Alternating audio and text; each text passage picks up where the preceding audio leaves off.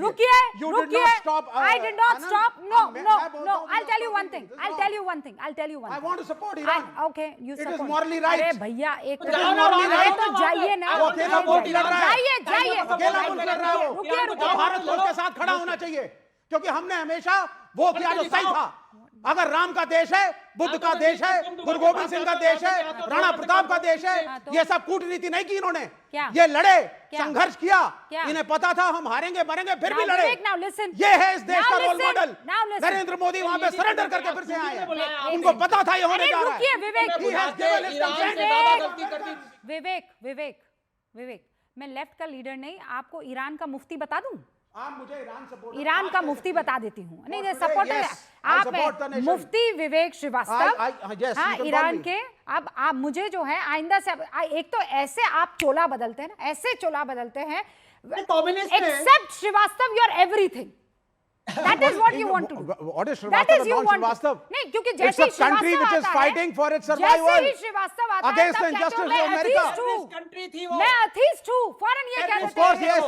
Why not? I am an atheist. हाँ. लेकिन it is the fighting the war for the right. It is fighting a war for the right. और आज सही के साथ खड़े होना चाहिए सबको। विवेक, मैडम एक बताओ, एक सवाल, क्या आपको अमेरिका का दुस्साहस और गलतियां नहीं दिखती? मुसलमान मुल्कों के खिलाफ मुझे दिखती हैं। Please allow me. देखिए, काम मेक योर पॉइंट। 2 घंटे का, हाँ थैंक यू। ये जो इतना मुसलमानों के लिए इनके दिल का दर्द जो खून बह रहा है ना, इनसे जरा पूछिए कि चाइना ने 1.5 मिलियन मुस्लिम्स को कंसंट्रेशन कैंप में कैद किया हुआ है। अब ये कहेंगे फेक न्यूज है, फेक न्यूज है, अमेरिकन प्रोपेगेंडा है। तुम करो अमेरिका की चाटबाजिता, मैं नहीं करता। सडनली मैं वो बोलूंगा जो सत्य है और सच है। अमेरिकन न्यूज पेपर है, ईरान सही रास्ते पर है और हमें वो करना चाहिए जो मॉरली सही है। डरना नहीं चाहिए, ना मरने से ना कुछ और रमजान का समय, रोजे का समय, वो बोलिए जो सही है।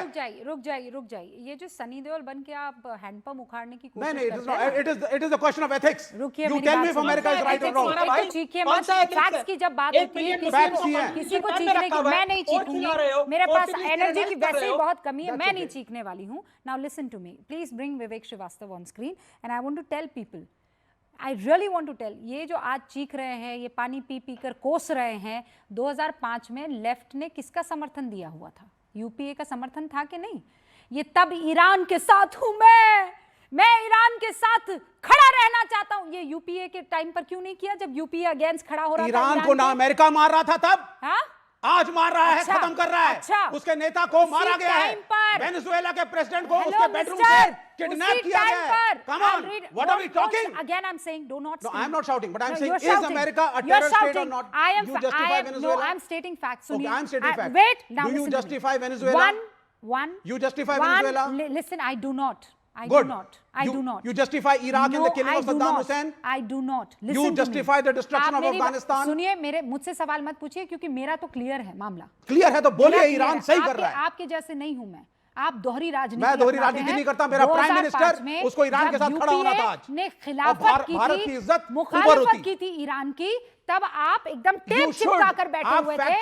तब विवेक श्रीवास्तव न जाने कहां पर मौजूद थे। हर्षवर्धन जी, अब मैं आपके पास आ रही हूं। सीधा मेरा सवाल है, ये जो डबल स्टैंडर्ड्स है ना, ये मैं पढ़ रही हूँ एक के बाद एक। ज़रा सोचिए, अमेरिकी कठपुतली पाकिस्तान के जोकर प्रधानमंत्री तक ने ईरान के लिए संवेदना के शब्द कहे और अंतर्राष्ट्रीय कानूनों का उल्लंघन की निंदा की, लेकिन नरेंद्र मोदी एक शब्द तक नहीं कह पाए, निंदा तो दूर, शोक संवेदना भी व्यक्त नहीं कर पाए। अमेरिका से आपका ये डर मेरे देश पर कलंक है। ओहो हो, बड़े बड़े शब्दावली का इस्तेमाल। ये वो लोग हैं, ये कौन इस्तेमाल कर रहा है जिसने ईरान के खिलाफ वोट किया था? हर्षवर्धन जी। रूबिका जी, बात यहाँ भारत की है और कमाल की बात ये, अमेरिका, चीन, ईरान, इराक, वियतनाम, वेनेजुएला, पता नहीं किसकी किसकी चर्चा कर ले गए लोग। और इतना ये अमेरिका को गाली देते रहते हैं, फिर भी इनकी बीजिंग वाली यात्रा नहीं हो पा रही है। बड़ा दुखद है। बड़ा प्रयास किया इन्होंने, चीन को लेकर बहुत प्रयास किया। पहले होता था ना, खूब होता था, यहाँ से कम्युनिस्ट नेता, उनके बच्चे सब वहां मौज करने जाते थे, अब बंद हो गया है। लेकिन प्रधानमंत्री नरेंद्र मोदी और कनाडा के प्रधानमंत्री मार्क कार्नी का जो ज्वाइंट स्टेटमेंट है, उसको सुनना चाहिए। और प्रधानमंत्री नरेंद्र मोदी ने बहुत स्पष्टता से टेररिज्म, रेडिकलाइजेशन और एक्सट्रीमिज्म, इन 3 शब्दों का इस्तेमाल किया है। इन तीनों का जीता जागता उदाहरण ईरान का खामेनेई शासन है। ईरान और ईरान के लोग हमारे मित्र थे, हैं, हमारा सांस्कृतिक जुड़ाव और रहेगा बिल्कुल। लेकिन वो खामेनेई जो महसा अमीनी को गायब करा देता है और पता नहीं चलता है, वो खामेनेई जिसके शासन में कोई भी मुस्लिमों का फिरका वहां चैन से रह नहीं पाता है, वो खामेनेई जिसको छोटी सी बच्ची के सामने जिसके शासन में एक कुर्द को मार दिया जाता है, वो खामेनेई जो सिर्फ और सिर्फ ईरान की बदहाली लेकर आता है, वो खामेनेई जो महिलाओं को बुरके में बांध देता है, वो खामेनेई जिसके यहां हजारों लोगों की हत्या होती उसका कोई मामला तक नहीं चलता है, वो खामेनेई जिसने वहां के लोगों को पाषाण युग में लौटा दिया, मध्य युग छोड़िए पाषाण युग में लौटा दिया, और वो खामेनेई बताएगा। और मैं फिर कह रहा हूं, अयातुल्लाह अली खामेनेई बहुत लोगों के श्रद्धा आस्था के केंद्र थे, उनका सम्मान करना चाहिए, लेकिन खामेनेई न राष्ट्रपति थे न प्रधानमंत्री। इसलिए भारत सरकार अगर किसी राष्ट्राध्यक्ष के तौर पर किसी को शोक संवेदना देती है और एक रिलीजियस सुप्रीम लीडर, दोनों का फर्क पता होना चाहिए। मैं 3 दिन से देख रहा हूं कि लोग अलग अलग तरीके की डिबेट कर रहे हैं, न वो प्राइम मिनिस्टर थे न वो प्रेसिडेंट थे। रिलीजियस सुप्रीम लीडर को कंडोलेंस मैसेजेस भेजने का अपना एक पर्सनल तरीका होता है।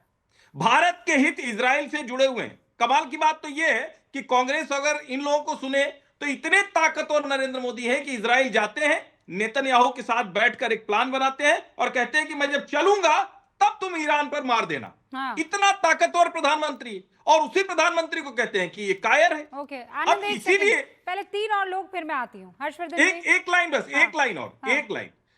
वही मार्क कार्नी, उनका एक इंटरव्यू है जो सबको सुनना चाहिए। उनसे इंटरव्यूअर ने पूछा कि मिडिल पावर के तौर पर भारत और कनाडा क्या नए सिरे से अपने रिश्तों को तैयार कर रहे हैं। मार्क कार्नी ने कहा, कनाडा को आप मिडिल पावर कह सकते हैं, भारत आज मिडिल पावर नहीं है। भारत आज दुनिया की ग्लोबल पावर्स में शामिल है, लीडरशिप में शामिल है। उसकी जो ट्रेजेक्टरी है वो दुनिया देख रही। तो मुझे लगता है जो लोग आज ये रुदन कर रहे हैं वो सिर्फ और सिर्फ भारत के विरोधी हैं। भारत को किसी भी तरह से ग्लोबल स्टेज पर नहीं देखना चाहते। वो चाहते हैं कोई वो भारत कभी चीन की कठपुतली रहे, कभी अमेरिका की रहे, हम दोनों की नहीं। विवेक श्रीवास्तव, बीजिंग के लिए टिकट कराई जल्दी। अगर एक नेता खोमेनी बुरा था या अच्छा, ये डिबेट नहीं है। डिबेट है वो बुरा था या अच्छा। क्या यूनाइटेड स्टेट्स ऑफ अमेरिका इस पृथ्वी का मामा है कि वो जाकर के एक देश में डिसाइड करेगा कि कौन नेता होगा, चाहे बांग्लादेश हो? इमरान खान को जेल में डाला पाकिस्तान में। फिर आप गड़बड़ कर रहे हैं। मतलब यहाँ पे इसलिए घुसके मार के उसको मारना जस्टिफाइड था। नहीं, ये तो ये कह रहे हैं। नॉट से दिस। एक तो ये जो आप ये लेफ्ट नैरेटिव चलाने की कोशिश करते हैं, इन्होंने ऐसा कुछ नहीं किया। आपको याद नहीं है क्या? आप क्यों कह रहे हैं खामेनी अच्छा था बुरा? महसा अमीनी याद नहीं, उन्होंने अभी सुना नहीं। वो ये कह रहे हैं, वो कह रहे हैं साहब कि वो उस पोजीशन पर हैं कि एक देश को इस तरीके का एक कंडोलेंस पेश करना चाहिए। तो फिर जब शाज़िया इल्मी, इसका जवाब दीजिए। भारत के लिए और हमारी पार्टी के लिए और मेरी सरकार के लिए राष्ट्र प्रथम है, और जो भारत की विदेश नीति है उसका मूल सिद्धांत यही है। तो किसी भी दबाव, किसी भी लॉबी या किसी भी विदेशी एफिडेविट पर आधारित हमारी फॉरेन पॉलिसी नहीं है, और इसीलिए भारत किसी भी अंतर्राष्ट्रीय युद्ध में कोई पौन या मोहरा ना बनेगा और ना किसी को इजाजत देगा बनाने के लिए, ना उस एजेंडा का हिस्सा होगा। हमारी सबसे पहले जिम्मेदारी है 140 करोड़ भारतीयों के लिए। इतने मसले हैं, आप देखिए, चाहे ऊर्जा हो, सुरक्षा हो, प्रवासियों की निकासी हो, समुद्री रास्ते हो, ये प्राथमिकताएं हैं। अगर विवेक जी और आपकी जिन पार्टियों को आप समर्थन करते हैं, अगर जरा से भी भारत की फिक्र होती तो आप इसकी बात करते। और सिर्फ भारत के मुसलमान हैं जो पुरसुकून तरीके से अपना रोज़ा और इफ्तार कर सकते हैं, सहरी से लेकर इफ्तार तक। बाकी मुसलमान देशों की बात कीजिए और देखिए कि कितना फ़र्क है। हमारे देश के जो प्रधानमंत्री हैं, जो हमारी सरकार है, वो तय कर रही है, और उस पर हमें पूरी तरह से ना सिर्फ नाज है, पूरी तरह से हमने उनको ये बात करने के लिए वहां भेजा है। आप या यहूदियों की नहीं, कुर्दों की बात कर लीजिए, आप जूस की बात कर लीजिए, शिया सुन्नी की बात कर लीजिए, मुस्लिम खाड़ी देश जो ज्यादातर सुन्नी, उनकी बात कर लीजिए। बहरीन में शिया है लेकिन सुन्नी वहाँ का प्रीमियम है, या फिर ईरान है। सवाल है, इस पर कोई सवाल का जवाब अभी भी मुझे नहीं मिला है।